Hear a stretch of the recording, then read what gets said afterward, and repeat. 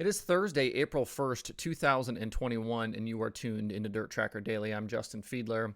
Today, we get you ready for a busy weekend of late model racing, including a big dive into the World of Outlaws at Farmer City for the Illini 100. We've also got event news from the All-Stars this morning, so let's jump in. The Illini 100 weekend starts today at Farmer City Raceway for the World of Outlaws Late Model Series.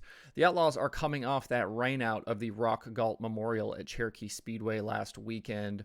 The series did complete two features on Friday night at Cherokee, but they were split field special events and so don't count as full points races.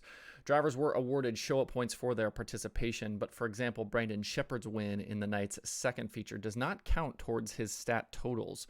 So while he's now won a late model feature in 2021, he has still not technically won with the Outlaws or Lucas.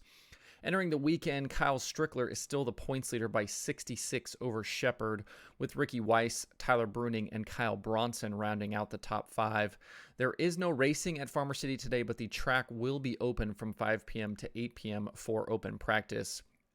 Friday night features a 25-lap 6,000 to win show, while Saturday is a 75-lap 20,000 to win feature.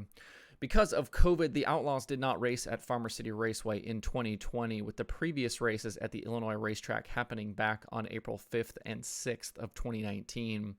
Brian Shirley won the weekend opener back in 2019, leading 20 of 25 laps and topping Brandon Sheppard and Chris Madden. Sheppard was one spot better on Saturday that year, leading 43 laps and taking the $15,000 win over Jimmy Mars, Bobby Pierce, Dennis Erb Jr., and Darrell Lanigan. We've talked a bunch on the show about Sheppard's struggles so far in 2021, and this weekend's races will be another opportunity for he and the Rocket team to get rolling again and contend for wins. Besides being the most recent winner at Farmer City, Sheppard has been incredible on quarter-mile racetracks in recent seasons with 5 wins and an average finish of 1.6. Even if he doesn't win, a few top 5 finishes, which he doesn't have with the Outlaws so far, would give this team some nice momentum heading into that big Bristol weekend coming up.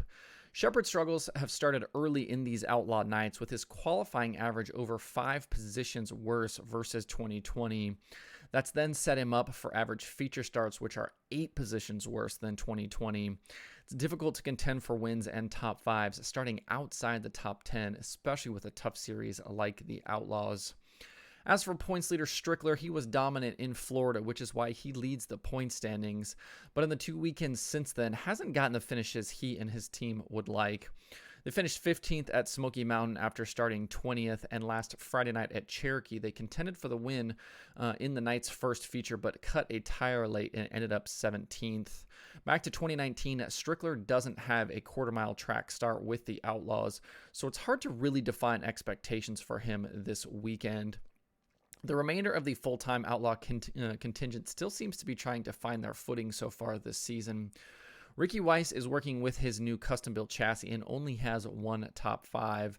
Darrell Lanigan's switch back to Rockets hasn't paid dividends yet, as he's 104 points behind Strickler in 7th, and Cade Dillard has had a miserable start to 2021 with only a single top 10 finish after getting 2 wins and finishing 3rd in the standings last season.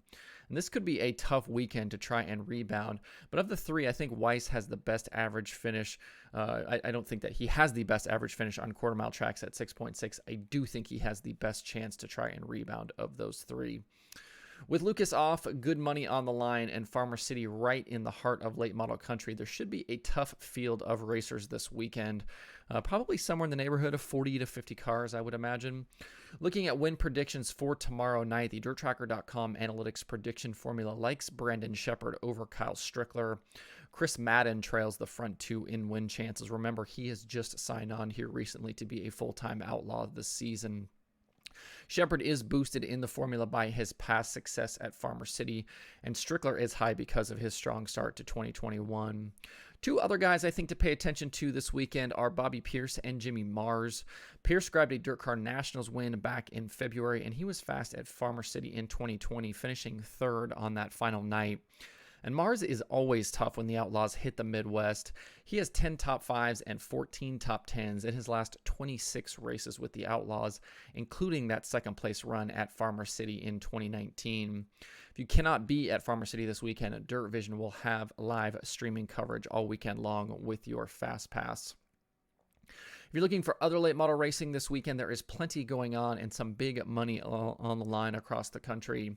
Friday night's Spring Nationals race at With Raceway in Virginia has been postponed because of cold temperatures, but Saturday's 21,000 to win show at Tazewell Speedway in Tennessee is still on as scheduled. The Comp Cam's Super Dirt Series is at Poplar Bluff and Legit Speedway Park Friday and Saturday. The Southern All-Stars are at Patriots Park in Georgia for 4,000 to win. Plus, there are super late model shows at Potomac, Winston, and Port Royal. The Carolina Clash late models are going for 4,000 to win at Friendship Motor Speedway, and there are several more other races across the country for late model competitors. Make sure you check with track and series websites and social media before you head to the track this weekend, as some cold temperatures are causing schedules to be altered. I saw right away this morning that Port has altered their schedule as an example of that. Announced this morning, speaking of cold temperatures, the All-Star weekend at Attica has been shortened by a day due to those freezing temperatures. Friday night's race has been canceled, and Saturday's program has been moved up with hot laps starting at 4:45 p.m. For more information on the weekend, visit allstarsprint.com. And if you missed it yesterday, we went through the entire full-time All-Star field to get you ready for this weekend, and we'll talk about win predictions and stuff on tomorrow's show. The only thing on the streaming schedule for today is Flow Racing 24/7. To see the full daily streaming schedule with links to watch, visit DIRTRACKR.com/watch tonight. And tomorrow on the show, we'll get you ready for a busy open wheel weekend that is upcoming. That includes the Outlaws at Peevely, the All-Stars, like I said, at Attica, USAC Midgets at Riverside, the USAC Sprints at Lawrenceburg, and a bunch more. That's it for the show today. Hope everybody has a good Thursday. If you have thoughts about the topics on today's show, please leave them in the comments below or tweet at me. You can find DIRTRACKR Daily where you get podcasts plus YouTube and Facebook. If you like what I'm doing, please subscribe and leave a review. You can email the show at info@dirtracker.com. I do check those every single day. You can follow DIRTRACKR on Twitter, Instagram, Facebook, and TikTok at DIRTRACKR. And you can check out the website for all kinds of cool dirt racing stuff by visiting DIRTRACKR.com. News, updated point standings, track listings, the analytics section, videos, all kinds of stuff there. Thanks everybody for tuning in. We'll see you tomorrow for more DIRTRACKR Daily.